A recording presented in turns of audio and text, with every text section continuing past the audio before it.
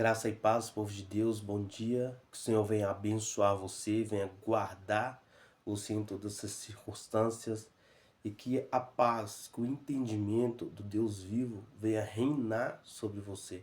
E mais, que as forças malignas, que as forças, das iniquidades, transgressões, venham perder efeito dentro de você. E que o Senhor, na sua infinita bondade, te abençoe, te capacite para que você reine em vida, mas que você também manifesta o reino na qual você irá reinar, segundo o beneplácito da vontade do Eterno, aqui nessa terra também. Que você venha manifestar também a vida do Senhor dos Senhores nessa terra. Meus irmãos, lá no livro de Jeremias, capítulo 1, ele vai trazer para nós, né, o momento da chamada de Jeremias. Mas não apenas o momento, mas também o diálogo, né, que Jeremias teve com Deus. O início do capítulo 1, ele já discorre, já narra, né, ali de quem Jeremias é filho, né? Não só isso, mas também ele vai traçar também os reinos na qual Jeremias, né, profetizou também, né? E ali o versículo 5 ele vai deixar um dos pontos mais claro para nós do chamado de Jeremias.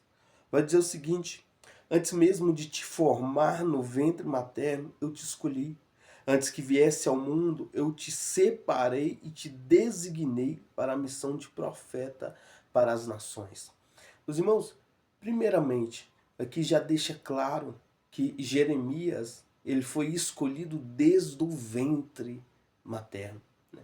Eu acredito que não só Jeremias, mas todos nós também fomos escolhidos desde o ventre materno, né? Mas o que nos diferencia é a nossa resposta ao Senhor. É a nossa resposta quando Deus fala: ó, o negócio é o seguinte, a partir de agora tem essa missão para você. O que vai nos diferenciar é a nossa resposta a Deus, né? Ou renúncia do mundo, né? Um dos pontos aqui também que eu acredito que esse capítulo nos traz um entendimento, nos traz uma percepção, né? É de quando nós murmuramos, é de quando nós achamos desculpa para tudo. Nesse diálogo de Deus com Jeremias, ele vai dizer o seguinte, ao versículo 7. Entretanto o Senhor me orientou: não alegues que és muito jovem. A todos a quem eu te enviar, irás, e tudo quanto eu te ordenar, falarás. Versículo 8. Jamais te sintas atemorizado diante deles, porque eu estou contigo, a fim de proteger-te, assim diz Yahvé. Muitas das vezes nós encontramos facilmente desculpas, meus irmãos, para dar para Deus. Se uma das coisas que mais existe no nosso vocabulário é desculpa para a obra de Deus, né? De todos os jeitos e modos, o ser humano ele sempre vai ter uma desculpa para oferecer a Deus para não executar aquilo na qual o Senhor almejou, na qual o Senhor espera que o ser humano cumpra. E muitas das vezes nós terceirizamos essa responsabilidade que o divino deu a nós, né, para terceiros. Muitas das vezes nós terceirizamos para o próprio Deus, nós jogamos a bola para o próprio Deus de novo, né?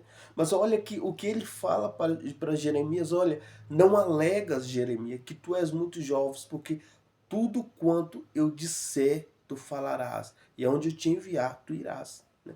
Muitas das vezes Deus fala isso para nós, mas nós na nossa pequenez, né, nível de sabedoria, nosso pequenez nível de conhecimento, nós achamos que não somos mais do que Deus. E a partir de um desdobramento, né, neural ou de pensamentos, nós deixamos o correto e começamos a estabelecer dentro de nós os nossos próprios deuses, a partir de uma renúncia, a partir de um passo atrás daquilo que Deus muitas das vezes nos orienta a fazer, ou muitas das vezes nos pede a fazer.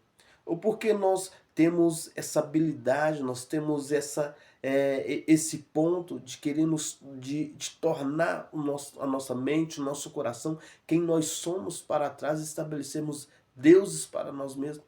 Porque nós esperamos que Deus cumpra e faça tudo aquilo que nós desejamos, tudo aquilo que nós ansiamos. Então nós temos por hábito para fazer isso. O versículo 8 ele já deixa claro para Jeremias, ó, eu estou contigo a fim de te proteger-te, assim diz Yahvé. E muitas das vezes Deus fala isso para nós, mas nós deixamos o medo, né, a falta, né, de capacidade nos afrontar. Será que isso tem alguma coisa a ver com a nossa cultura? Sim. O ser humano em si, de uns anos para cá, ou de séculos para cá, ele perdeu a força da paternidade dentro do lar, né? Quando eu falo isso, eu estou falando dos nossos pais maternos mesmo, dos nossos pais, né, naturais mesmo. A partir daí vem um desdobramento, né, da figura de paternidade de Deus ferida por causa da figura da paternidade humana. Por que eu digo isso? Porque o ser humano ele tem a mania, né, de replicar no seu subconsciente ou no seu inconsciente aquilo que ele sofre. Muitas das vezes, né, aí nós vemos diversos maus exemplos paternos. Então nós terceirizamos, nós pegamos esse exemplo natural que nós temos e colocamos na figura pessoal de Deus para conosco. E isso é normal do ser humano, mas não é correto.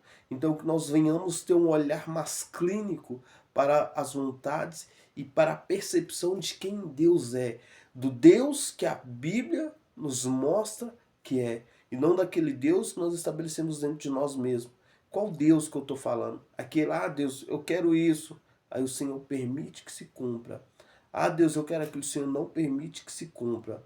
Então as pessoas, elas já têm dentro delas a tendência, né, de vazar fora. Não, tem alguma coisa errada aí, porque eu pedi e Deus não fez. Nós temos, né, como se diz, a síndrome, né, do egoísta, a síndrome ignorante dentro de nós. E aqui eu quero deixar só um outro ponto para poder fechar esse raciocínio. O versículo 17, ele vai trazer para nós uma chave que está em atividade na vida de muitos, né? Que chave é essa? O versículo 17 ele vai dizer o seguinte: mas tu prepara-te, cingirás os teus rins, levantar-te-ás e lhes pregarás tudo que eu te ordenar. Não tenha receio deles, para que eu não te faça ter medo deles. Meus irmãos, olha que poderoso que vai dizer no final do versículo 17. Não tenha receio deles, para que eu não te faça ter medo deles. Muitas das vezes nós, diante de situações e de pessoas, ou até mesmo de sonhos e projetos que nós almejamos para nós ficamos com receio. O que é o receio? O receio é a porta do medo, é a porta da procrastinação. E muitas das vezes nós, né, nos colocamos nesse lugar. E olha o que o Senhor fala para Jeremias, meus irmãos. Não tenhas receio deles para que eu não te faça ter medo deles. Né? Você pode olhar tudo aquilo que você tem receio, você começa a ter medo. E você começa a procrastinar situações ou até pontos da sua vida, né, que são cruciais, pontos que são decisivos na sua história. No início do versículo 17, ele vai dizer o seguinte: mas tu prepara-te, cingirás os teus rins. Meus irmãos, quando vai falar de rins, a palavra aqui, né, existe um estudo mais aprofundado que explica isso, mas eu entendo também aqui falar de uma forma totalmente superficial, é que a palavra está falando de entranhas também, né? Ou seja, com todo o seu ser. Um dia eu irei trazer aqui para você compreender isso. Mas, olha, com todo o teu ser, tu irás te cingir, né? Irás preparar o teu rins, aquilo que está no teu íntimo, aquilo que gera a força, aquilo que está, aquilo que dá um norte das suas forças, aquilo que é o cerne, que é o centro, que a palavra está dizendo. Olha, para nós prepararmos, né? e focarmos naquilo que é do Senhor. O que é aquilo do Senhor? Tudo aquilo que o Senhor fala para você fazer, né? Muitas das vezes nós temos as nossas percepções contaminadas, e é o que mais tem nessa época de hoje, né? Para não compreender a palavra do Senhor, para que aquilo que a gente faz, né? E digamos que foi o Senhor quem ali estabeleceu e pediu, nós temos tudo isso contaminado para cumprir a nossa própria vontade. Talvez nós tenhamos a nossa própria agenda. Jeremias tinha também. Mas quando o Senhor chama Jeremias, né, a agenda humana de Jeremias, como diz os projetos, tudo aquilo de Jeremias, o próprio Jeremias ele deixa para trás. Portanto, a palavra vai dizer entre o versículo 9 e 10 o seguinte: então o Senhor estendeu a mão, tocou a minha boca e declarou-me: e eis que a partir de agora eu coloco as minhas palavras em tua boca. Vê, eu hoje concedo autoridade a ti sobre as nações e reinos da terra, para arrancar, despedaçar, destruir, exterminar, mas também para edificar e plantar. Meus irmãos, só um pontinho para você compreender. Olha o que o Senhor fala para Jeremias. A partir de hoje, eu concedo, coloco em ti autoridade para que você libere palavras sobre as nações, para que você profetize sobre as nações. Olha o que Jeremias ele vai profetizar, ele vai manifestar, né? Aqui, ó, para arrancar, despedaçar, destruir, exterminar. E no finalzinho, ele dá uma ênfase e começa, mas também para plantar e edificar. Meus queridos, muitas das vezes nós temos a nossa consciência totalmente contaminada com a religiosidade. Porque nós lemos a Bíblia, nós vemos aquilo que nós queremos ver. E muitas das vezes nós não compreendemos, né? Também que o Deus que é benevolente, o Deus que é bom, o Deus que manifesta bondade e misericórdia sobre nós, ele também é um Deus justo. E se a nossa palavra estiver com conectividade com Deus, aquilo que nós estabelecemos, aquilo que nós declaramos diante do mundo espiritual como justiça, aquilo irá se cumprir também.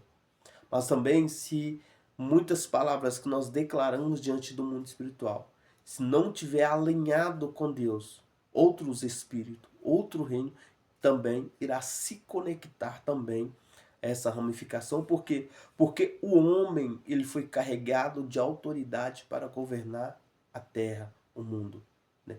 Então aqui Jeremias ele é revestido com a autoridade direta do céu para manifestar o reino dos céus. Então que você compreenda isso, meu irmão.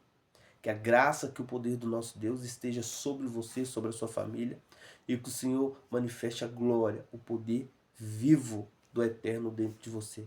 Que seus caminhos sejam iluminados pela glória, pelo poder, pela proteção e pela manifestação e ministrações do próprio Deus ao teu coração. Que o Senhor te faça compreender, que o próprio Deus ministre essa palavra no seu coração. Que o Senhor abre um elo, uma porta de comunicação direto dos céus a ti a partir de hoje. Fique com a paz, Senhor, que o Senhor te guarde, que o Senhor te abençoe.